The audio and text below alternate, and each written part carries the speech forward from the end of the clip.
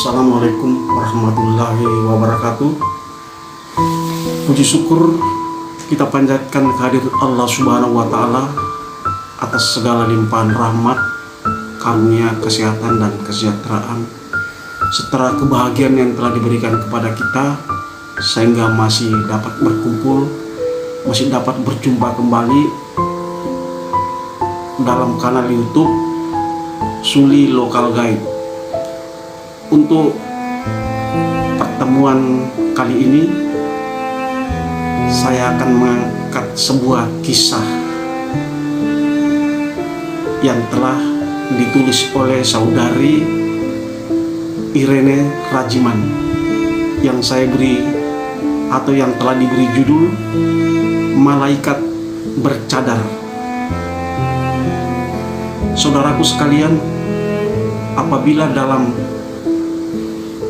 kehidupan sehari-hari menemukan sesuatu permasalahan yang mengandung unsur kebaikan atau permasalahan itu adalah kebaikan, jangan pernah melihat siapa yang mengucapkan atau yang mengatakan, tapi simaklah apa yang telah diucapkan atau disampaikan.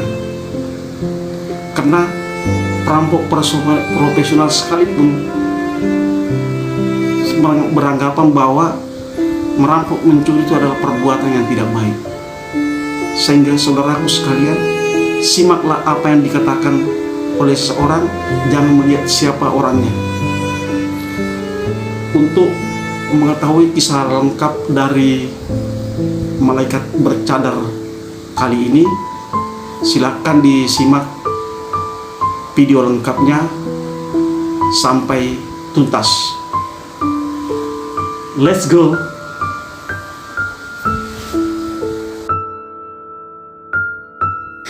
Saudaraku sekalian dimanapun berada, simak kisah lengkap Malaikat Bercadar berikut ini. Apabila dalam penyampaian ada kesamaan nama, tempat dan lokasi, itu hanyalah sebuah kebetulan saja, bukan kesengajaan. Saudaraku sekalian, inilah kisah lengkapnya. Pada suatu hari, seorang perempuan yang bernama Inara, yang juga berprofesi sebagai penceramah, baru saja pulang dari sharing di sebuah kajian di kota B. Seperti biasa, ia selalu ditemani oleh suaminya yang dipanggil Abi. Dari kota B mereka akan pulang menuju kota S, tempat tinggal Inara dan suaminya. Biasanya mereka melewati kota P, di mana Inara dan suami sering sekali melewati kota P, dan mereka paham bila selepas maghrib akan ada banyak ukti atau saudara perempuan yang berpakaian minimalis dengan bedak tebal dan bibir merah. Mereka bak kelopak mawar berjejer di pinggir jalan atau di warung kecil dengan cahaya lampu remang-remang. Mereka biasa melambaikan tangannya pada setiap mobil yang melintas atau motor yang mereka lihat hanya ditumpangi oleh seorang pria. Ya, kalian pasti tahu siapa para ukti itu. Maaf, jangan ada yang protes bila Inara memilih menyebut mereka dengan sebutan ukti, sebab arti kata ukti adalah saudara perempuan, bukan? Inara memanggil suaminya, Abi, bagaimana bila kali ini amplop dari kajian ini kita berikan pada salah satu ukti atau saudara perempuan yang biasa berdiri di pinggir jalan di kota P nanti? Tanya Inara pada suaminya. Kemudian sang suami melambatkan laju mobilnya. Kenapa, Umi? Sebutan suami kepada Inara memilih salah satu dari mereka. Suaminya balas bertanya. Kemudian Inara menjawab, entahlah, Abi, Umi tidak tahu kapan terakhir kali mereka memakan makanan halal. Jangan-jangan ada salah satu dari mereka yang sedang menafkahi anak yang sedang belajar agama. Bagaimana Umi bisa berpikir bahwa ada di antara mereka yang memberikan pendidikan agama untuk anak-anaknya? Sejahat-jahatnya mafia atau garong, dia akan pilihkan hal-hal baik untuk buah hatinya, Bi. Sebab mereka manusia bukan iblis. Sejurus suami Nara terdiam. Ada amplop berwarna coklat yang terletak di jok belakang. Inara sering sekali diundang di sebuah acara ataupun di sebuah kajian sebagai narasumber. Banyak yang memanggilnya Ustazah, namun Nara selalu klarifikasi bahwa dirinya bukan Ustazah. Ia lebih nyaman dipanggil dengan sebutan Mbak atau Bunda. Inara tidak pernah tahu berapa isi amplop yang selalu diselipkan oleh panitia di setiap bingkisan yang selalu dibawakan untuknya. Inara dan suami sudah sepakat tidak mau tahu jumlah nominalnya, uang dari umat akan kembali untuk umat. Amplop itu biasanya akan diberikan pada siapa saja di mana hati Inara tergerak untuk memberikannya. Bisa diberikan untuk tukang becak, kuli panggul, pemulung, gepeng, siapa sajalah. Namun entah kali ini hati Inara tergerak untuk memberikan pada salah satu ukti atau saudara perempuan yang berdiri di pinggir jalan sepanjang jalan Kota P. Abi, ujar Inara kepada suaminya, tolong berhenti di sana, di tempat ukti saudara perempuan yang berdiri sendiri itu. Tunjuk Inara, perempuan yang pakai baju merah itu. Iya, jawabnya. Suami Inara menghentikan mobilnya tepat di hadapan wanita itu. Wanita itu refleks mendekat dan mengetuk kaca mobil. Kaca mobil dibuka. Wanita itu tampak terkejut melihat wanita bercadar berada di samping pria yang cukup terbilang tampan yang berekspresi lurus di belakang setir kemudi.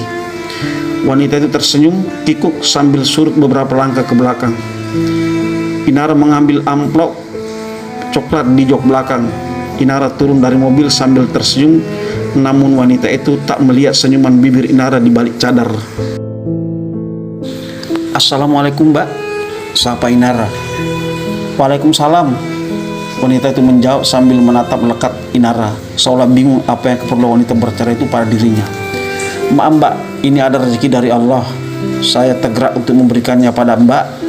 Saya tidak tahu berapa nilai nominalnya, tapi saya berharap rezeki ini akan membawa keberkahan bagi Mbak sekeluarga.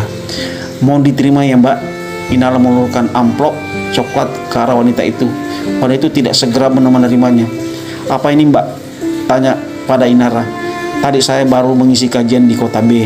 Ini adalah amplop yang diberikan oleh panitia pada saya. Saya tidak pernah membuka ataupun menggunakan amplop ini. Saya biasa memberikannya pada siapa saja melalui gerakan. Hati saya.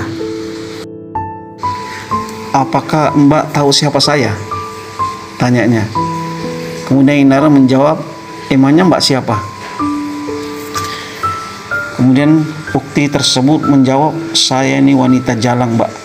Begitulah sebutan yang disematkan orang-orang pada manusia seperti saya. Itu adalah uang dakwah. Saya tidak pantas menerimanya. Bawa kembali saja uang itu. Bibir merah wanita itu bergetar saat menjawabnya. Kemudian Inara menjawab, saya juga bukan orang suci Mbak. Apakah Mbak pikir saya orang baik karena memberikan rezeki ini pada Mbak? Saya ini sama dengan Mbak, di mana hati saya adalah milik pencipta kita dan berada di dalam genggamannya. Saya juga tidak tahu mengapa sang pemilik hati saya menggerakkan saya pada Mbak untuk memberikan amplop ini. Wanita berbedak tebal itu terjongkok menangis tergugu. Eyeliner yang ia gunakan sampai luntur. Inara mendekat merengkuh pundaknya. Dirainya tangan wanita itu di genggamannya pada amplop coklat yang dia bawa. Semoga yang ada di dalam amplop ini bisa menjadi pintu rezeki yang barokah bagi Mbak sekeluarga dan mengeluarkan Mbak dari ketidakhalalan selama ini. Saya mohon pamit ya Mbak. Assalamualaikum. Kemudian dijawab wanita itu, Waalaikumsalam. Jawabnya masih dengan terisak. Inara melangkah menuju mobilnya. Sekuat tenaga ia tahan tetesan embun hangat yang sudah mengenang pada telaga matanya. Namaku Amida. Aku single parent yang memiliki 4 orang anak. Aku terjebak sebagai kupu-kupu malam sebab dijual oleh suaminya yang sudah mabuk judi dan miras. Namun akhirnya aku terbiasa dengan pekerjaan ini, walau kini suamiku telah meninggal karena overdosis miras. Walau aku pekerja haram, namun aku tidak ingin anak-anakku kelak akan sebejat aku dan ayahnya. Walau banyak gunjingan tidak sedap dari tetangga sekitar, aku tetap ikut sertakan anak-anakku pada pengajian musola di dekat kontrakanku. Anakku yang paling besar sudah kelas 5-6 SD, sudah bisa mengurus adik-adiknya bila aku tinggal. Sudah seminggu ini aku tidak menjumpai pelanggan satupun. Ya, aku bukan PSK kelas kakap yang biasa dibayar puluhan juta per jam. Aku hanyalah PSK kelas teri yang hanya dibayar 100-200 ribu per malam. Bahkan bisa banting harga lebih murah bila sedang sepi pelanggan. Ya, segitulah harga tubuhku.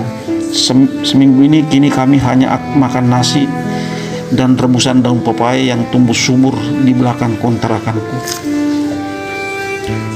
Sore itu aku hanya memiliki selembar uang 20 ribu. Saat hendak berangkat mangkal seperti biasa, kulihat ada seorang anak bertubuh kurus dan kumal berlarian dikejar oleh 2 orang laki-laki dan perempuan. Anak itu kulihat bersembunyi di balik semak-semak, tapi malang bocah itu ketahuan. Si laki-laki yang mengejar tanpa ampun menyeret bocah itu keluar dari semak-semak. Si wanita, entah istri laki-laki itu atau siapanya, sudah siap hendak memukul bocah itu. Refleks aku berlari ke arah mereka. Stop, apa ini? Dia maling, kata si laki-laki. Ya, setan kecil ini sudah maling dagangan kami. Si wanita tak kalah sengit. Emangnya dia sudah maling apa? Tanyaku. Hei setan, maling, keluarkan barang curianmu, bentak si wanita. Dengan ketakutan bocah cilik itu mengeluarkan 2 bungkus makanan, mungkin isinya nasi dan lauk. Nah, ini saya lagi bungkusin nasi ini buat pesanan, baru ditinggal sebentar, ke dalam sudah dimaling sama setan ini. Si wanita itu kembali menimpali.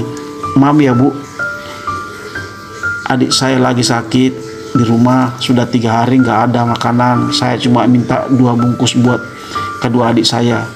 Kuperhatikan bocah itu sepertinya seumuran dengan anakku yang nomor 3. Aku tiba-tiba teringat anakku, lalu kudekatkan wanita penjual nasi itu.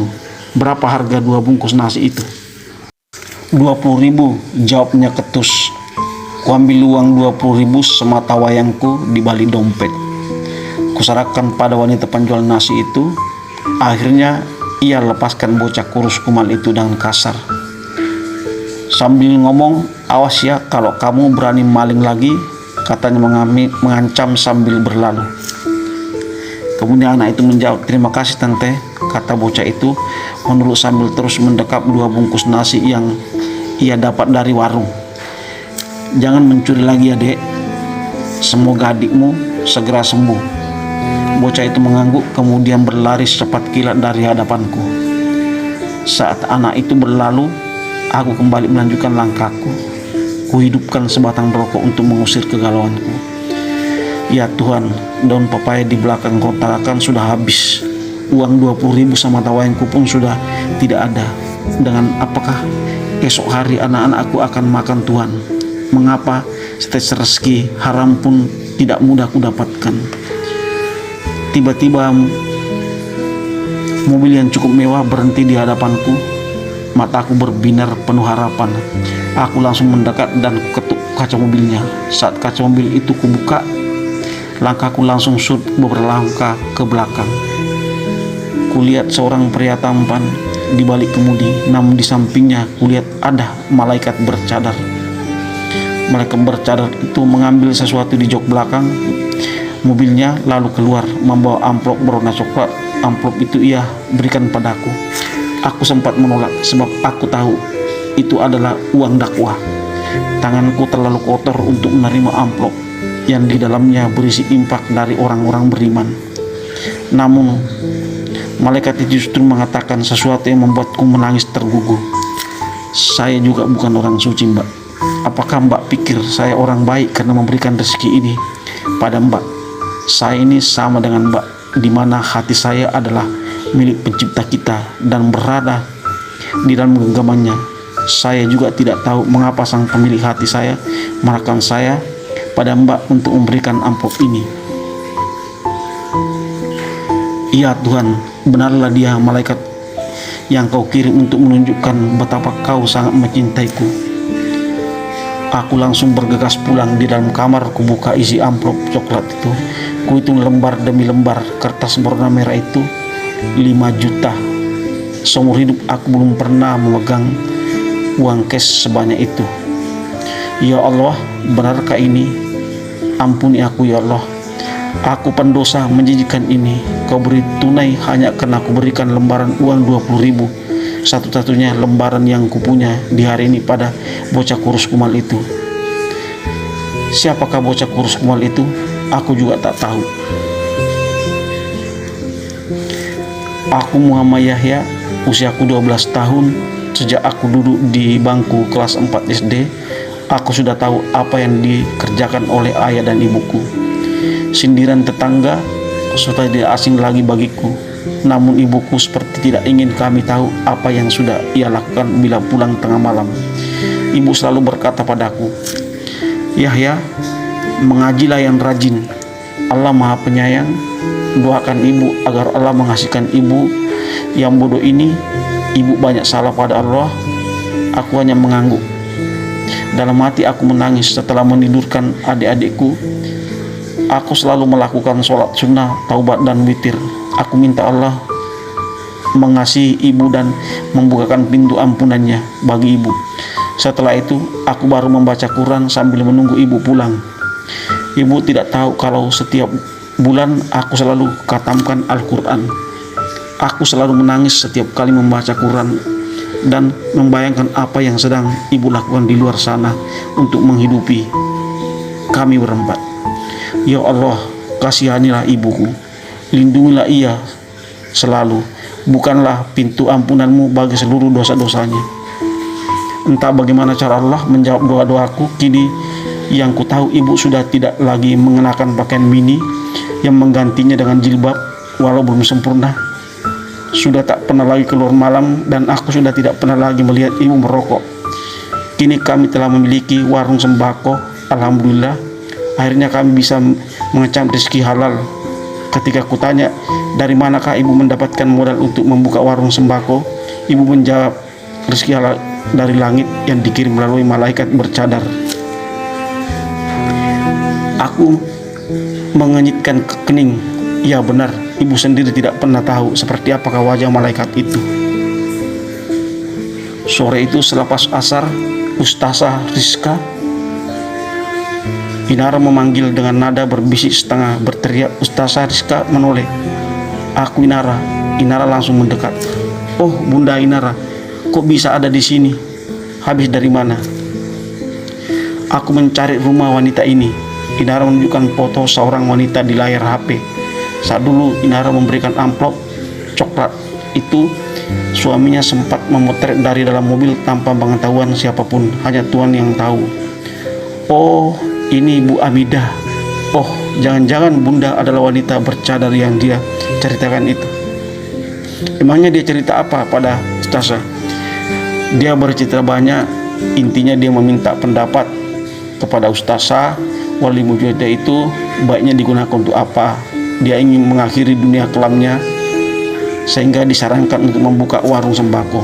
Uang 5 juta. Inara mengulang. Ya Bunda, isi amplop itu uangnya 5 juta.